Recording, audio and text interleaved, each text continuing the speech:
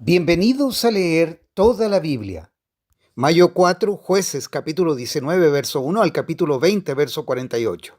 En esos días Israel no tenía rey.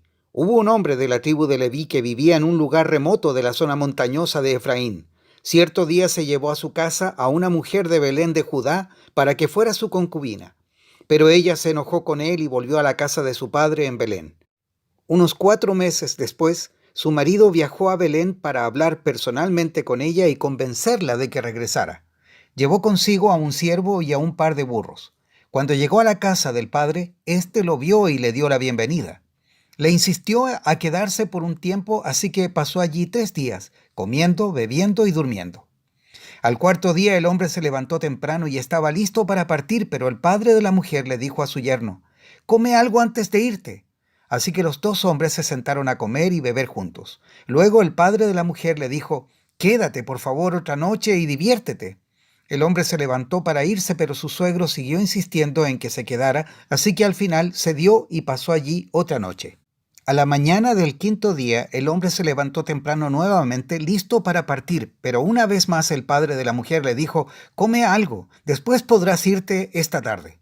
Así que se pasaron otro día de festejo. Más tarde, mientras el hombre, su concubina y el siervo se preparaban para marcharse, el suegro le dijo: «Mira, está atardeciendo. Quédate esta noche y diviértete. Mañana podrás levantarte temprano y marcharte». Pero esta vez el hombre estaba decidido a irse. Así que tomó a sus 2 burros ensillados y a su concubina y se dirigió a Jebús, es decir, a Jerusalén. Ya era tarde cuando se acercaron a Jebús y el siervo le dijo: «Paremos en esta ciudad jebusea y pasemos aquí la noche». «No», le dijo su amo, «no podemos quedarnos en esta ciudad extranjera donde no hay israelitas. Seguiremos en cambio hasta Gibeá. Vamos, tratemos de llegar hasta Gibeá o Ramá y pasaremos la noche en una de esas ciudades». Así que siguieron adelante. El sol se ponía cuando llegaron a Gibeá, una ciudad situada en Benjamín, y se detuvieron allí para pasar la noche. Descansaron en la plaza de la ciudad, pero nadie los invitó a su casa para pasar la noche. Esa noche un anciano regresaba a su hogar después del trabajo en los campos. Era de la zona montañosa de Efraín, pero vivía en Gibeá, donde la gente era de la tribu de Benjamín. Cuando vio a los viajeros sentados en la plaza de la ciudad, les preguntó de dónde venían y hacia dónde iban. «Regresamos de Belén, en Judá», le contestó el hombre, «y vamos hacia una zona remota de la región montañosa de Efraín donde yo vivo. Viajé a Belén y ahora voy de regreso a mi hogar. Pero nadie nos ha invitado a su casa para pasar la noche, aunque traemos todo lo que necesitamos. Tenemos paja y forraje para nuestros burros y bastante pan y vino para nosotros». «Serán bienvenidos en mi casa», les dijo el anciano. «Yo les daré todo lo que pudiera faltarles, pero no se les ocurra pasar la noche en la plaza». Entonces los llevó a su casa y dio alimento a los burros. Después de lavarse los pies, comieron y bebieron juntos. Mientras disfrutaban el momento, un grupo de alborotadores de la ciudad rodeó la casa.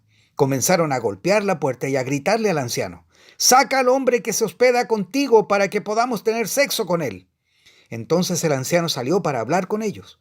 «No, hermanos míos, no hagan algo tan perverso, pues este hombre es huésped en mi casa y semejante acto sería vergonzoso.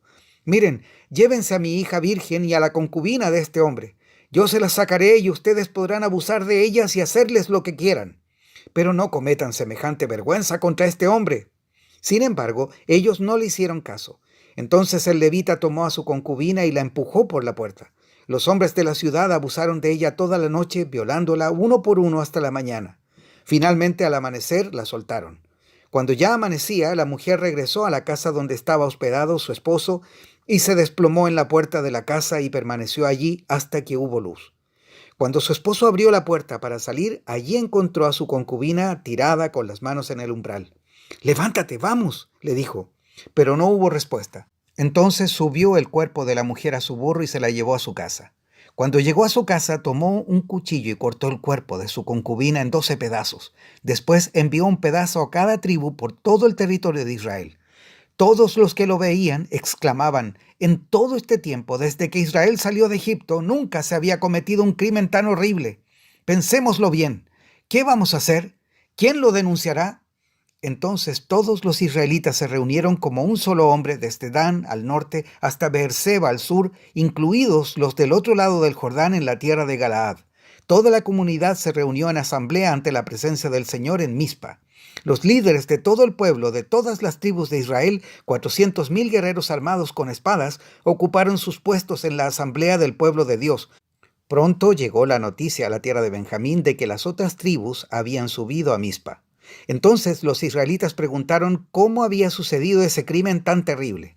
El levita, el esposo de la mujer asesinada, explicó: Mi concubina y yo nos detuvimos para pasar la noche en Gibeá, una ciudad que pertenece a la tribu de Benjamín.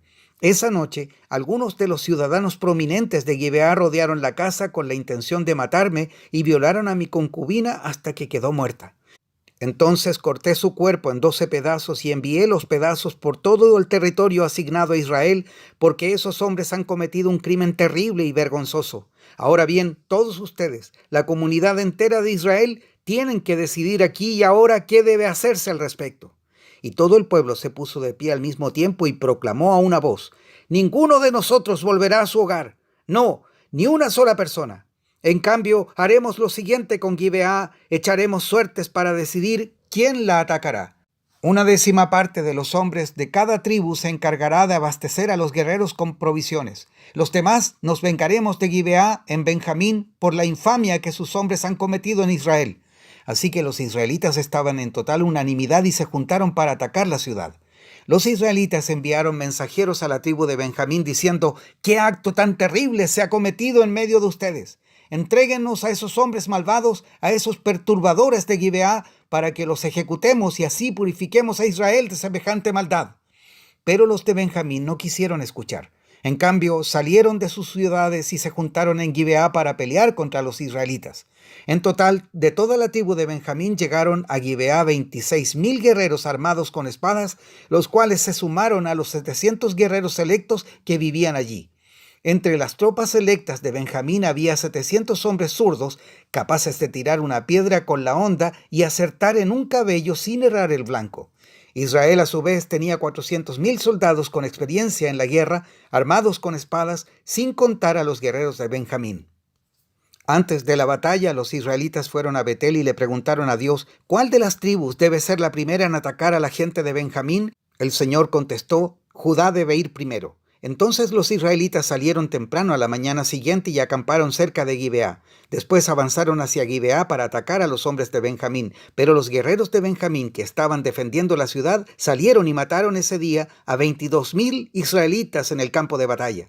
Sin embargo, los israelitas se animaron unos a otros y otra vez tomaron sus posiciones en el mismo lugar donde habían luchado el día anterior, pues habían subido a Betel y habían llorado en presencia del Señor hasta la noche.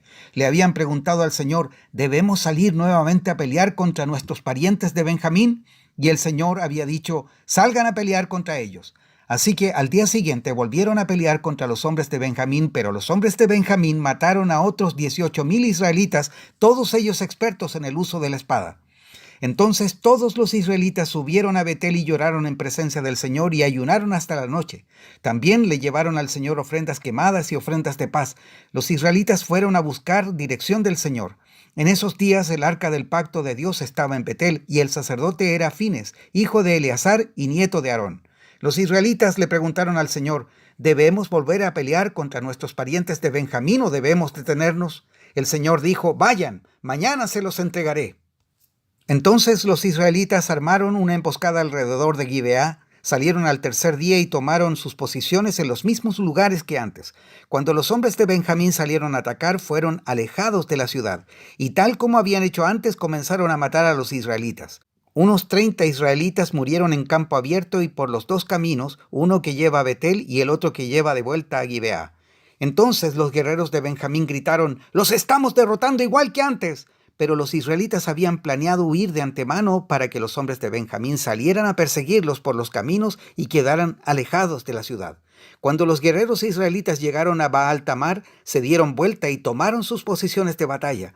Mientras tanto, los israelitas que estaban escondidos en emboscada al occidente de Gibeá salieron de repente a pelear. Sumaban 10,000 los guerreros israelitas selectos que avanzaron contra Gibeá.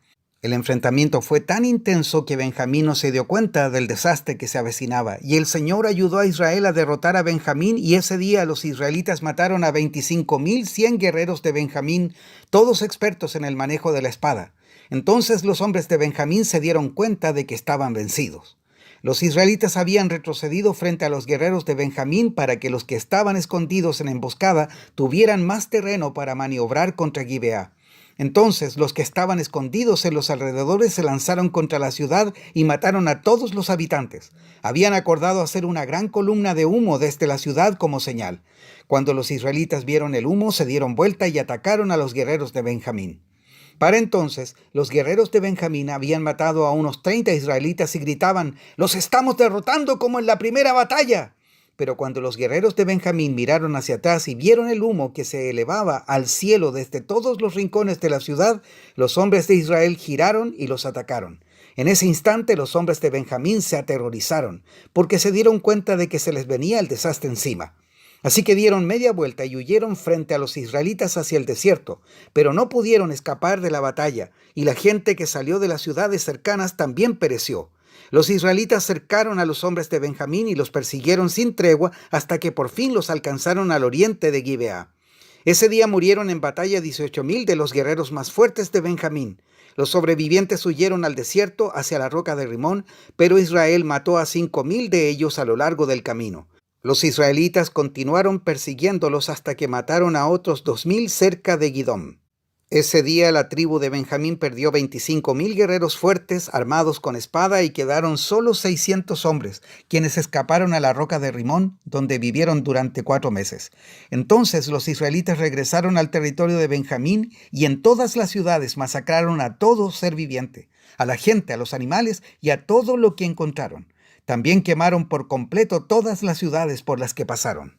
Juan capítulo 3, verso 22 al capítulo 4, verso 3. Luego Jesús y sus discípulos salieron de Jerusalén y se fueron al campo de Judea. Jesús pasó un tiempo allí con ellos, bautizando a la gente. En ese tiempo Juan el Bautista bautizaba en Enón, cerca de Salim, porque allí había mucha agua, y la gente iba a él para ser bautizada. Eso ocurrió antes de que metieran a Juan en la cárcel. Surgió un debate entre los discípulos de Juan y cierto judío acerca de la purificación ceremonial. Entonces los discípulos de Juan fueron a decirle: «Rabí, el hombre que estaba contigo al otro lado del río Jordán, a quien identificaste como el Mesías, también está bautizando a la gente, y todos van a él en lugar de venir a nosotros». Juan respondió: «Nadie puede recibir nada menos que Dios se lo conceda desde el cielo. Ustedes saben que les dije claramente: yo no soy el Mesías, estoy aquí solo para prepararle el camino a él. Es el novio quien se casa con la novia y el amigo del novio simplemente se alegra de poder estar al lado del novio y oír sus votos. Por lo tanto, oír que él tiene éxito me llena de alegría. Él debe tener cada vez más importancia y yo menos. Él vino de lo alto y es superior a cualquier otro. Nosotros somos de la tierra y hablamos de cosas terrenales, pero él vino del cielo y es superior a todos. Él da testimonio de lo que ha visto y oído, pero qué pocos creen en lo que les dice. Todo el que acepta su testimonio puede confirmar que Dios es veraz, pues Él es enviado por Dios y habla las palabras de Dios, porque Dios le da el Espíritu sin límites. El Padre ama a su Hijo y ha puesto todo en sus manos. Los que creen en el Hijo de Dios tienen vida eterna. Los que no obedecen al Hijo nunca tendrán vida eterna, sino que permanecen bajo la ira del juicio de Dios. Jesús sabía que los fariseos se habían enterado de que Él hacía y bautizaba más discípulos que Juan, aunque no era Jesús mismo quien los bautizaba, sino sus discípulos. Así que se fue de Judea y volvió a Galilea. Salmos 104, versos 24 al 35. Oh Señor, cuánta variedad de cosas has creado. Las hiciste todas con tu sabiduría. La tierra está repleta de tus criaturas. Allí está el océano ancho e inmenso, rebosando de toda clase de vida, especies tanto grandes como pequeñas. Miren los barcos que pasan navegando y al leviatán, al cual hiciste para que juegue en el mar. Todos dependen de ti para recibir el alimento según su necesidad. Cuando tú lo provees, ellos lo recogen. Abres tu mano para alimentarlos y quedan sumamente satisfechos. Pero si te alejas de ellos, se llenan de pánico. Cuando les quitas el aliento, mueren y vuelven otra vez al polvo. Cuando les das tu aliento, se genera la vida y renuevas la faz de la tierra. Que la gloria del Señor continúe para siempre. El Señor se deleita en todo lo que ha creado. La tierra tiembla ante su mirada, las montañas humean cuando Él las toca. Cantaré al Señor mientras viva, alabaré a mi Dios hasta mi último suspiro. Que todos mis pensamientos le agraden porque me alegro en el Señor. Que todos los pecadores desaparezcan de la faz de la tierra, que dejen de existir para siempre los perversos. Que todo lo que soy alabe al Señor. Alabado sea el Señor. Proverbios 14, versos 22 al 24. Si te propones hacer el mal, te perderás. Si te propones hacer el bien, recibirás amor inagotable y fidelidad. El trabajo trae ganancias, pero el solo hablar lleva a la pobreza. La riqueza es una corona para los sabios. El esfuerzo de los necios solo produce necedad. Hasta aquí la lectura de hoy.